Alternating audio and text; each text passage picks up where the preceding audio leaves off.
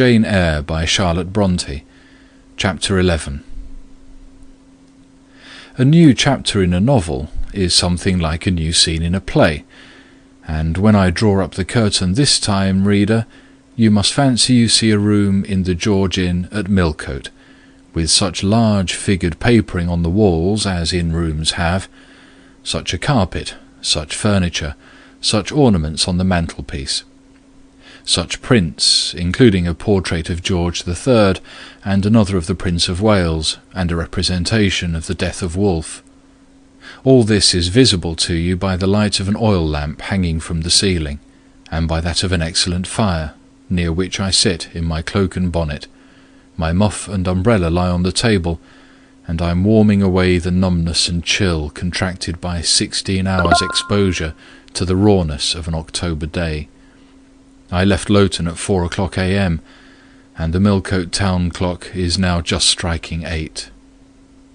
Reader, though I look comfortably accommodated, I am not very tranquil in my mind.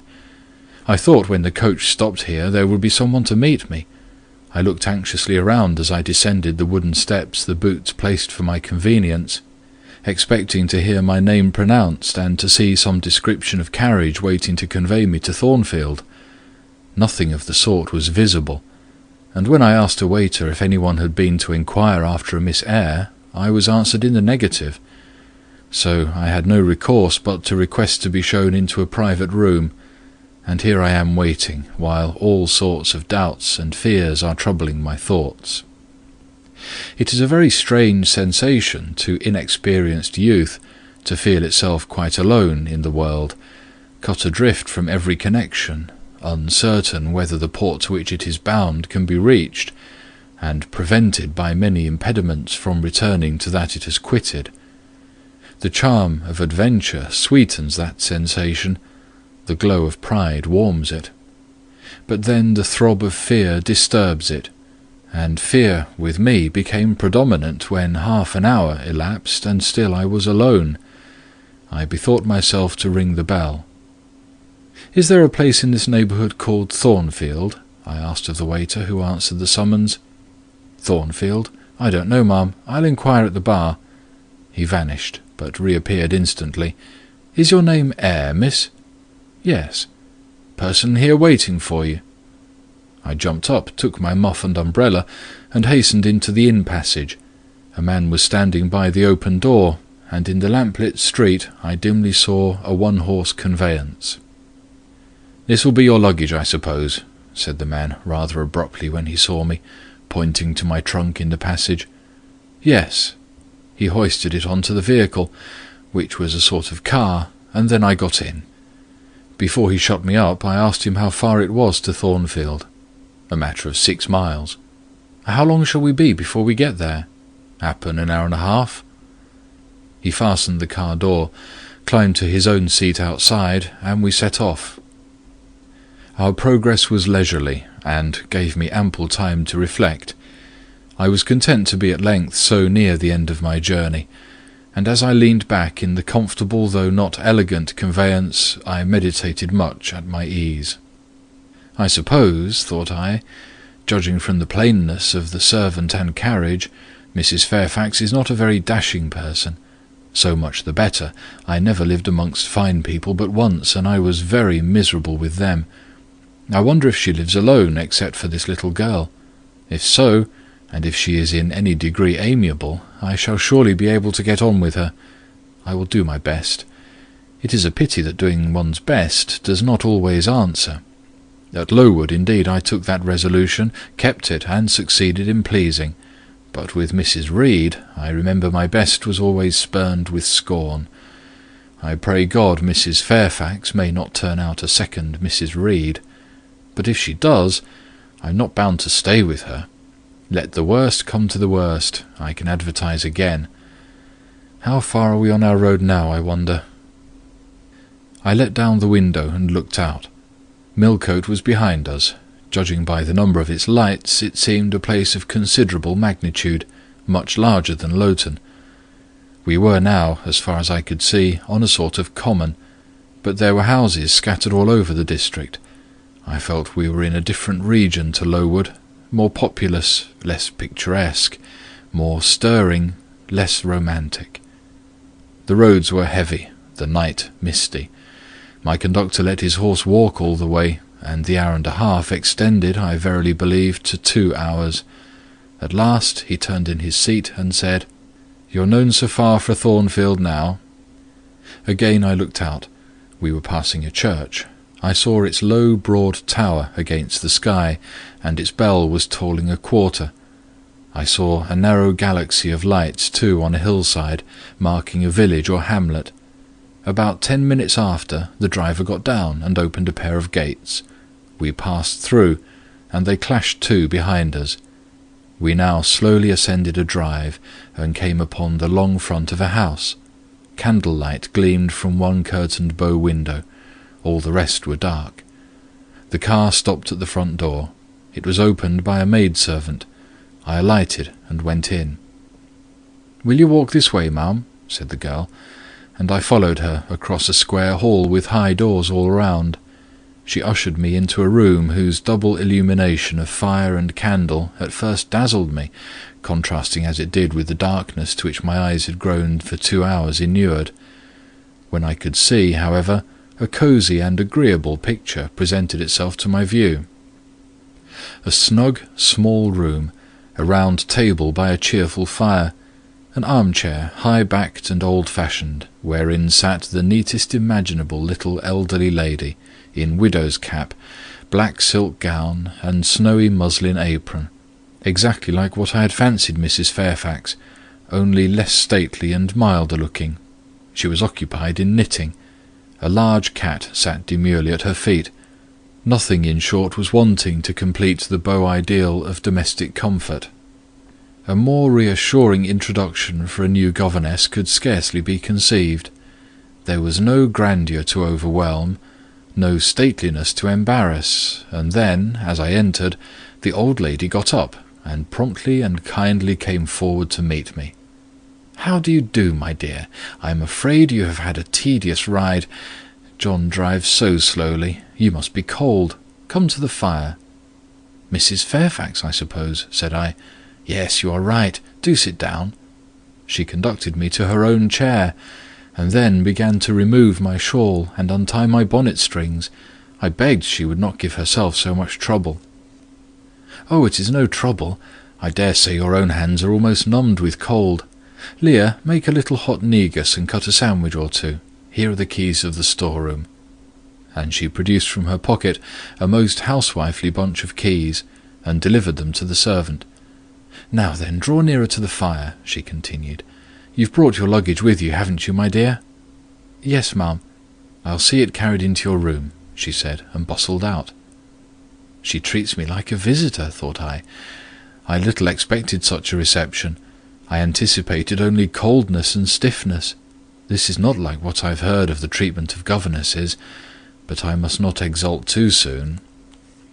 She returned, with her own hands cleared her knitting apparatus and a book or two from the table, to make room for the tray which Leah now brought, and then herself handed me the refreshments.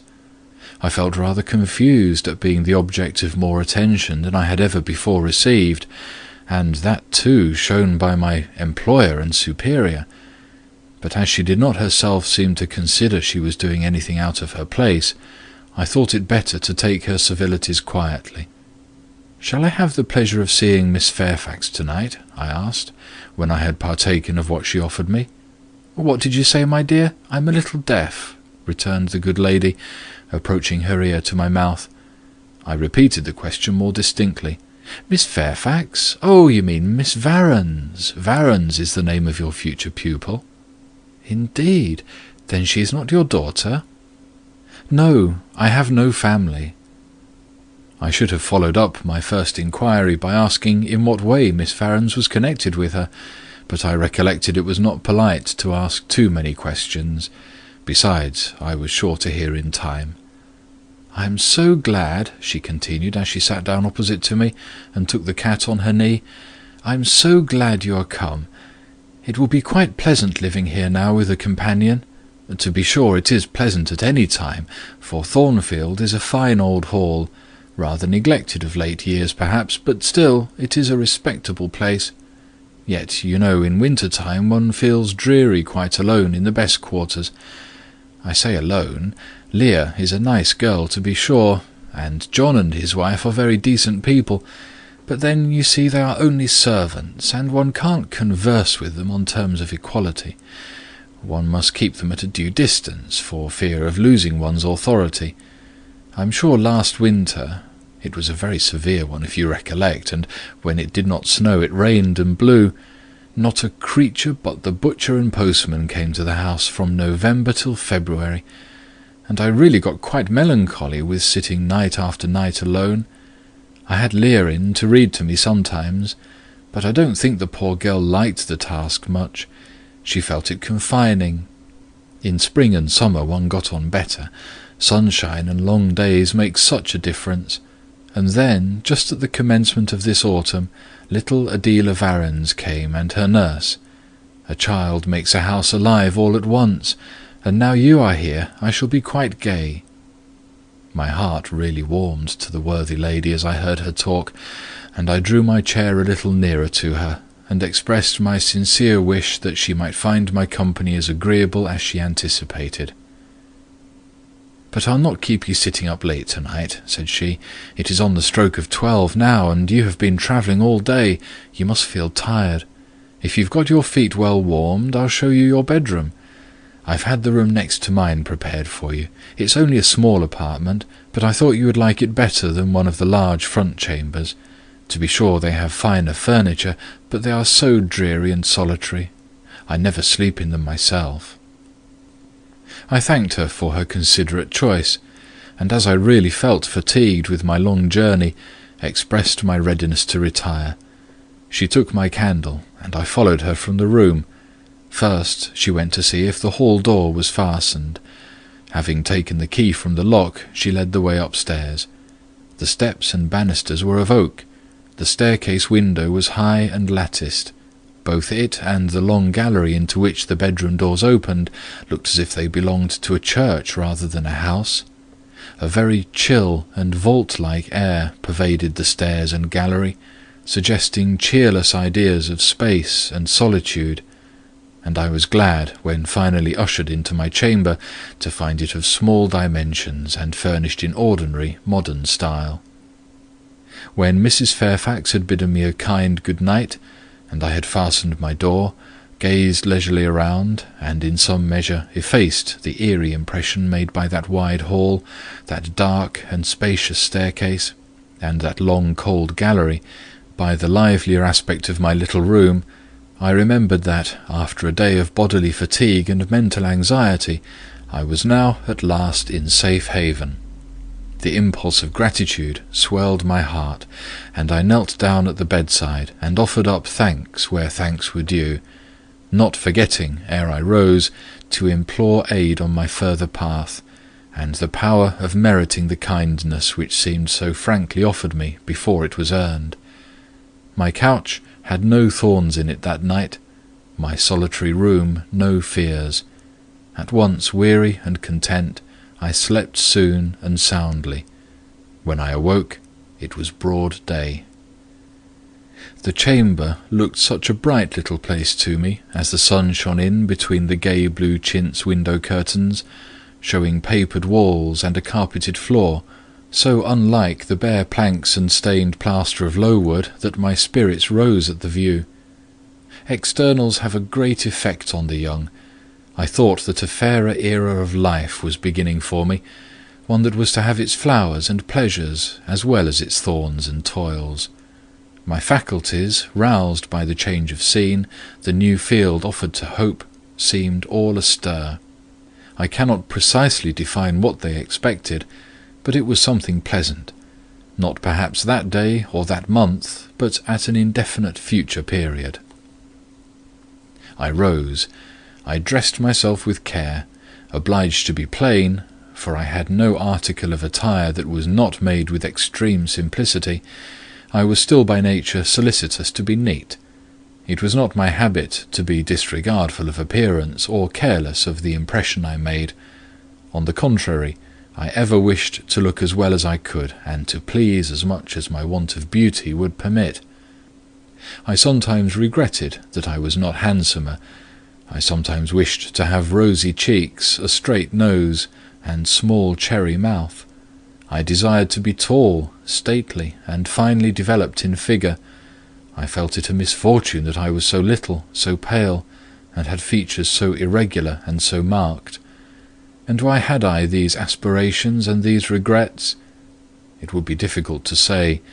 I could not then distinctly say it to myself, yet I had a reason, and a logical, natural reason too. However, when I had brushed my hair very smooth and put on my black frock, which, Quaker-like as it was, at least had the merit of fitting to a nicety, and adjusted my clean white tucker, I thought I should do respectably enough to appear before Mrs. Fairfax, and that my new pupil would not at least recoil from me with antipathy. Having opened my chamber window, and seen that I left all things straight and neat on the toilet table, I ventured forth. Traversing the long and matted gallery, I descended the slippery steps of oak. Then I gained the hall. I halted there a minute. I looked at some pictures on the walls. One, I remember, represented a grim man in a cuirass, and one a lady with powdered hair and a pearl necklace, and a bronze lamp pendant from the ceiling, at a great clock whose case was of oak curiously carved, and ebon black with time and rubbing. Everything appeared very stately and imposing to me, and then I was so little accustomed to grandeur. The hall door, which was half of glass, stood open. I stepped over the threshold. It was a fine autumn morning. The early sun shone serenely on embrowned groves and still green fields. Advancing on to the lawn, I looked up and surveyed the front of the mansion. It was 3 stories high, of proportions not vast, though considerable. A gentleman's manor-house, not a nobleman's seat. Battlements round the top gave it a picturesque look. Its grey front stood out well from the background of a rookery, whose cawing tenants were now on the wing. They flew over the lawn and grounds to alight in a great meadow, from which these were separated by a sunk fence, and where an array of mighty old thorn trees, strong, knotty, and broad as oaks, at once explained the etymology of the mansion's designation. Farther off were hills, not so lofty as those around Lowood, nor so craggy, nor so like barriers of separation from the living world, but yet quiet and lonely hills enough, and seeming to embrace Thornfield with a seclusion I had not expected to find existent so near the stirring locality of Millcote. A little hamlet, whose roofs were blent with trees, straggled up the side of one of these hills. The church of the district stood nearer Thornfield. Its old tower top looked over a knoll between the house and gates. I was yet enjoying the calm prospect and pleasant fresh air, yet listening with delight to the cawing of the rooks, yet surveying the wide hoary front of the hall, and thinking what a great place it was for one lonely little dame like Mrs. Fairfax to inhabit, when that lady appeared at the door. "What, out already?" said she. "I see you are an early riser." I went up to her, and was received with an affable kiss and shake of the hand. "How do you like Thornfield?" she asked. I told her I liked it very much. "Yes," she said, "it is a pretty place, but I fear it will be getting out of order unless Mr. Rochester should take it into his head to come and reside here permanently, or at least visit it rather oftener. Great houses and fine grounds require the presence of the proprietor." "Mr. Rochester!" I exclaimed. "Who is he?" "The owner of Thornfield," she responded quietly. "Did you not know he was called Rochester?" Of course I did not. I had never heard of him before, but the old lady seemed to regard his existence as a universally understood fact, with which everybody must be acquainted by instinct. "I thought," I continued, "Thornfield belonged to you." "To me? Bless you, child, what an idea! To me? I'm only the housekeeper, the manager. To be sure, I am distantly related to the Rochesters by the mother's side, or at least my husband was. He was a clergyman, incumbent of Hay, that little village yonder on the hill, and that church near the gates was his. The present Mr. Rochester's mother was a Fairfax, and second cousin to my husband, but I never presume on the connection. In fact, it is nothing to me. I consider myself quite in the light of an ordinary housekeeper. My employer is always civil, and I expect nothing more. And the little girl, my pupil? She is Mr. Rochester's ward. He commissioned me to find a governess for her. He intended to have her brought up in somethingshire, I believe.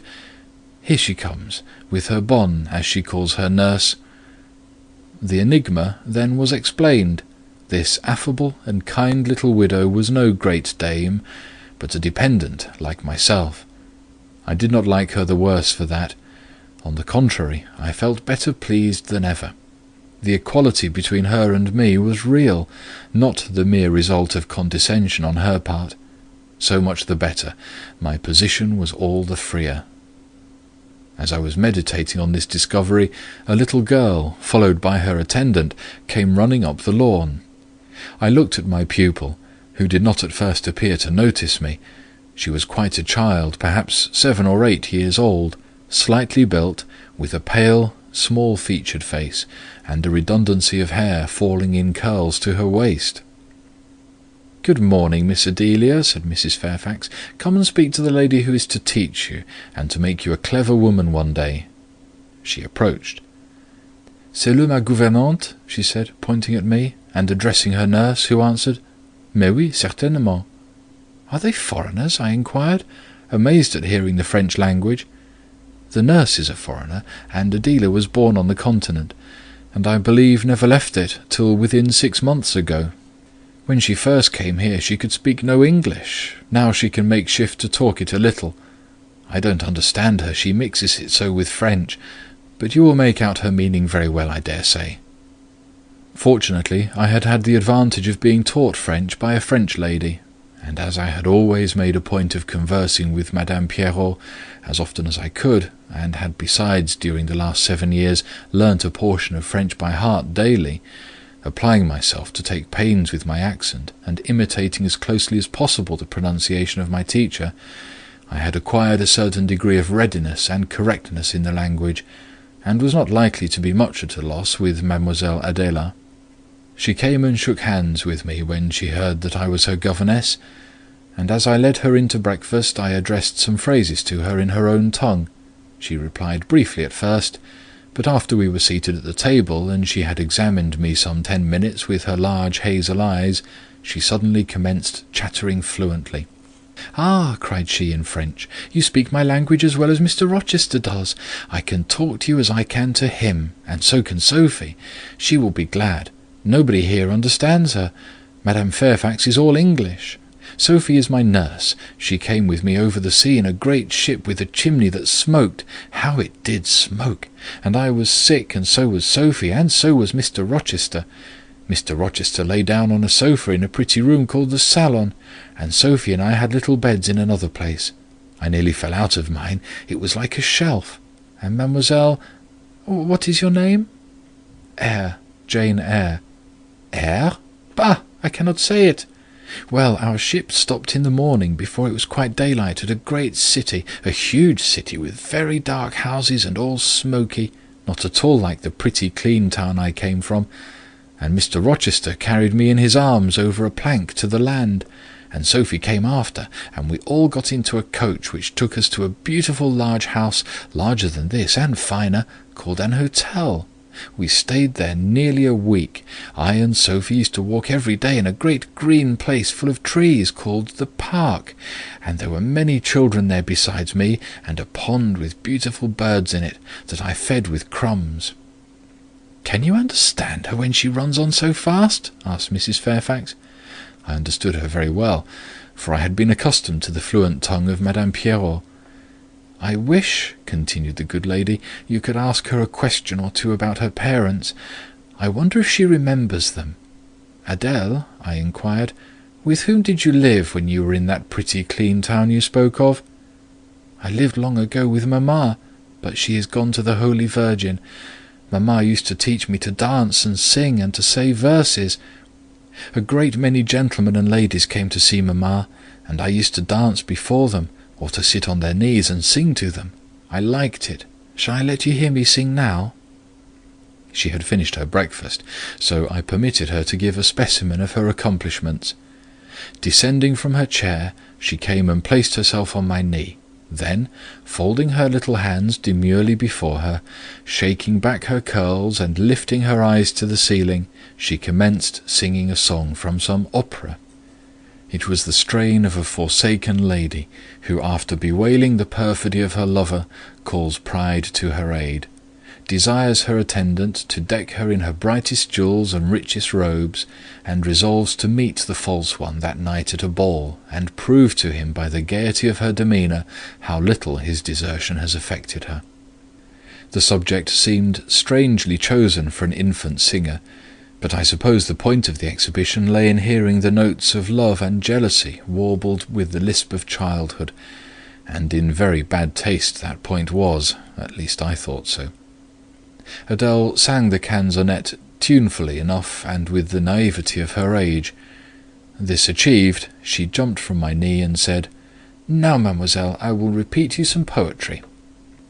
Assuming an attitude, she began, "La Ligue des Rats, Fable de La Fontaine," and then, declaiming the little piece with an attention to punctuation and emphasis, a flexibility of voice, and an appropriateness of gesture very unusual indeed at her age, and which proved she had been carefully trained. "Was it your mamma who taught you that piece?" I asked.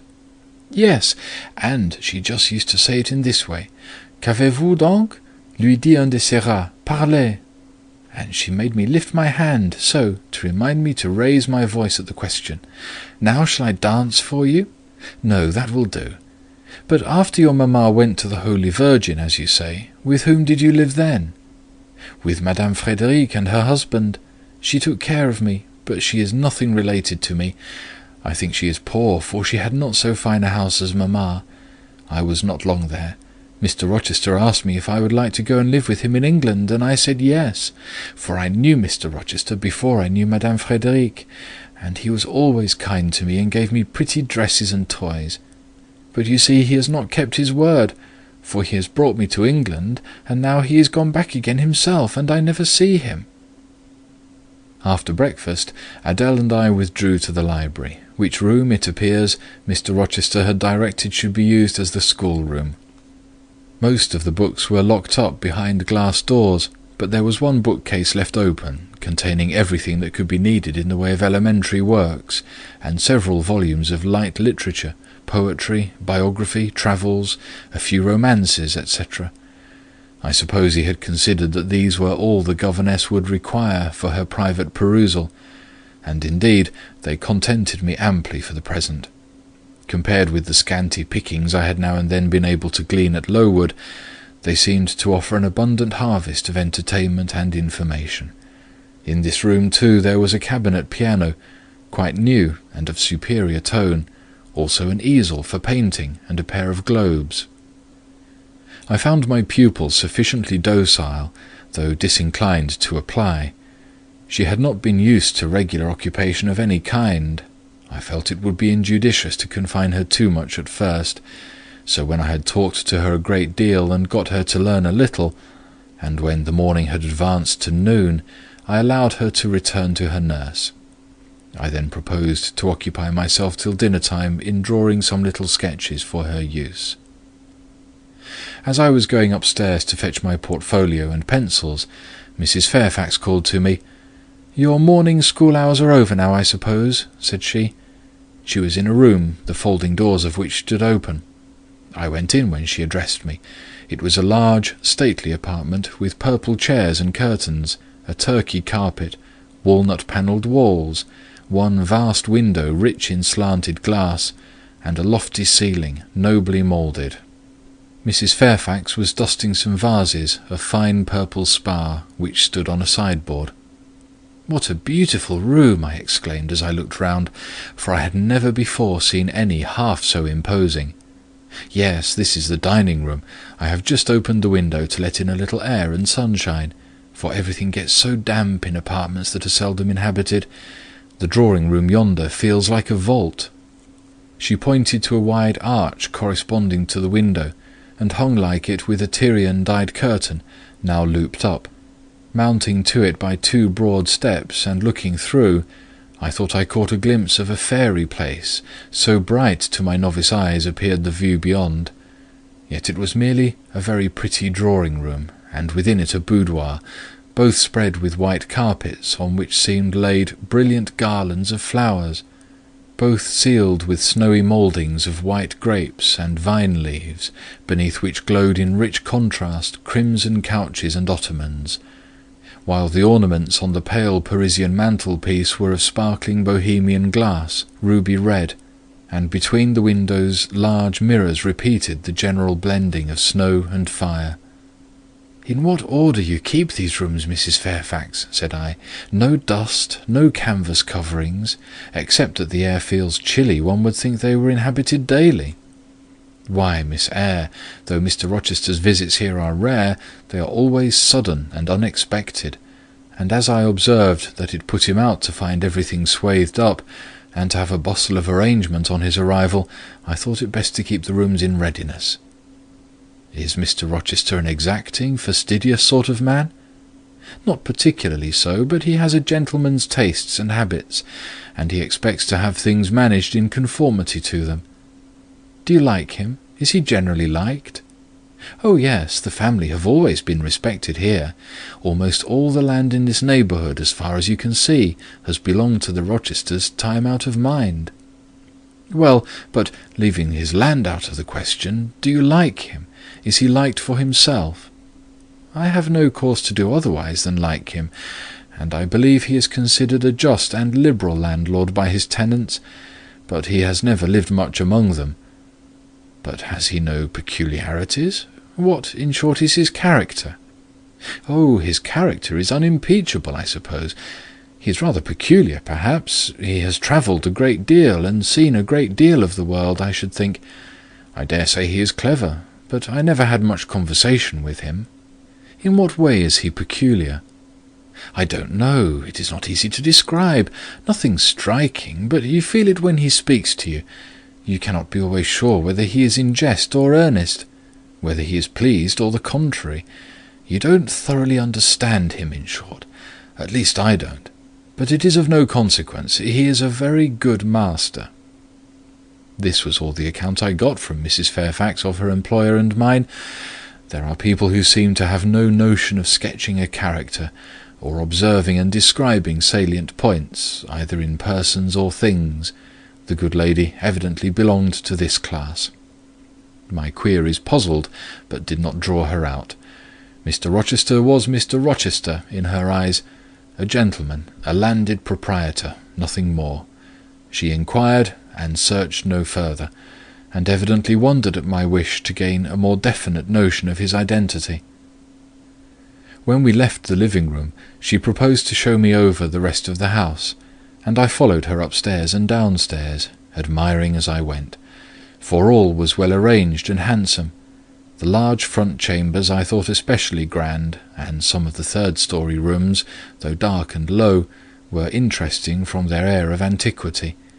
The furniture once appropriated to the lower apartments had from time to time been removed here, as fashions changed, and the imperfect light entering by their narrow casement showed bedsteads of 100 years old, chests in oak or walnut, looking with their strange carvings of palm branches and cherubs' heads like types of the Hebrew Ark, rows of venerable chairs, high-backed and narrow, stools still more antiquated, on whose cushioned tops were yet apparent traces of half-effaced embroideries, wrought by fingers that for 2 generations had been coffin-dust. All these relics gave to the third story of Thornfield Hall the aspect of a home of the past, a shrine of memory. I liked the hush, the gloom, the quaintness of these retreats in the day, but I by no means coveted a night's repose on one of those wide and heavy beds, shut in, some of them, with doors of oak, shaded others with wrought old English hangings crusted with thick work, portraying effigies of strange flowers and stranger birds, and strangest human beings, all which would have looked strange indeed, by the pallid gleam of moonlight. "Do the servants sleep in these rooms?" I asked. "No, they occupy a range of smaller apartments to the back. No one ever sleeps here. One would almost say that, if there were a ghost in Thornfield Hall, this would be its haunt." "So I think. You have no ghosts, then?" "None that I ever heard of," returned Mrs. Fairfax, smiling. "Nor any traditions of one? No legends or ghost stories?" "I believe not. And yet it is said the Rochesters have been rather a violent rather than a quiet race in their time. Perhaps, though, that is the reason they rest tranquilly in their graves now." "Yes, after life's fitful fever they sleep well," I muttered. "Where are you going now, Mrs. Fairfax?" For she was moving away. "On to the leads. Will you come and see the view from thence?" I followed still, up a very narrow staircase to the attics, and thence by a ladder and through a trap-door to the roof of the hall. I was now on a level with the crow colony, and could see into their nests. Leaning over the battlements and looking far down, I surveyed the grounds laid out like a map. The bright and velvet lawn closely girdled the grey base of the mansion, the field wide as a park, dotted with its ancient timber, the wood dun and sere, divided by a path visibly overgrown, greener with moss than the trees were with foliage. The church at the gates, the road, the tranquil hills, all reposing in the autumn day's sun. The horizon bounded by a propitious sky, azure, marbled with pearly white. No feature in the scene was extraordinary, but all was pleasing. When I turned from it and repassed the trap-door, I could scarcely see my way down the ladder. The attic seemed black as a vault compared with that arch of blue air to which I had been looking up, and to that sunlit scene of grove, pasture, and green hill, of which the hall was the centre, and over which I had been gazing with delight. Mrs. Fairfax stayed behind a moment to fasten the trap-door. I, by drift of groping, found the outlet from the attic, and proceeded to descend the narrow garret staircase. I lingered in the long passage to which this led, separating the front and back rooms of the third story, narrow, low, and dim, with only one little window at the far end, and looking, with its 2 rows of small black doors all shut, like a corridor in some Bluebeard's castle. While I paced softly on, the last sound I expected to hear in so still a region, a laugh, struck my ear. It was a curious laugh, distinct, formal, mirthless. I stopped. The sound ceased, only for an instant.